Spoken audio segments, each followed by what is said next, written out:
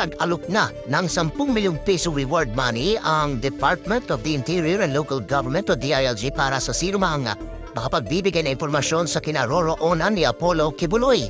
May tig-1 milyong piso naman na patong sa ulo ang 5 pang kapwa akusado ni Kibuloy.